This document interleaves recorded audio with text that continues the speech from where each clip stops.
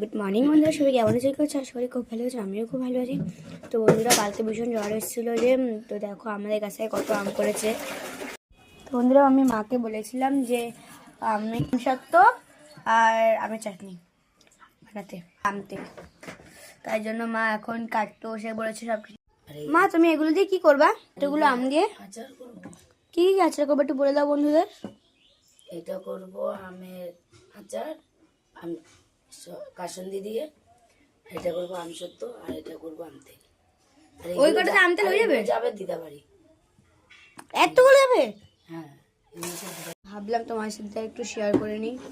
এই দেখো, এগুলো এগুলো এগুলো করে দেখো। আম খেতে কে কে পছন্দ? প্রথমে জল নিয়ে নিয়েছি, তারপরে দুটো আম নিয়ে নিয়েছি। তো দেখো, এই দেখো মেয়েটা দিয়ে এখন ছাড়িয়ে নেবো।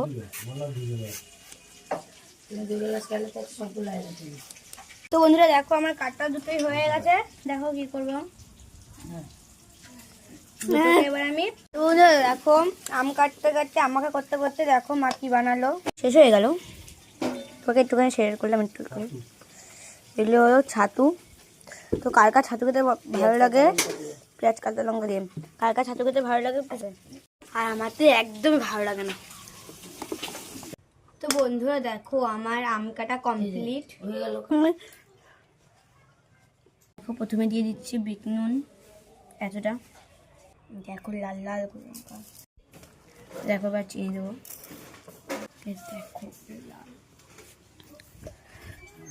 তো বন্ধুরা দেখো, আমাদের আম শাক তো রেডি হয়ে গেছে, দেখতেও ভীষণ সুন্দর লাগছে আর খেতেও ভীষণ টেস্টি।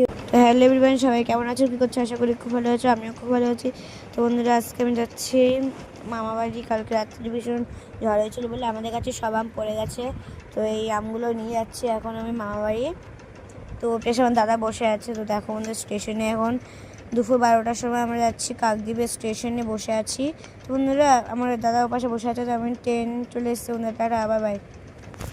তো দেখো বন্ধুরা, মাসি বাড়িতে এসেছি। তো কি রান্না করেছে আমার জন্য, কি বলে, মোচা চিংড়ি। দেখো এই চিংড়ি, ওই তো গলদা চিংড়ি। এটা আমার দিদি খাবে, এটা আমি খাবো। ডুমুরের তরকারিটা ছিলাই না। তারপরে এটা চেউ মাছের তরকারি। তো আমরা সবাই বন্ধুরা দেখো, এটা চিংড়ি মাছ নিয়ে নিয়েছি আমি।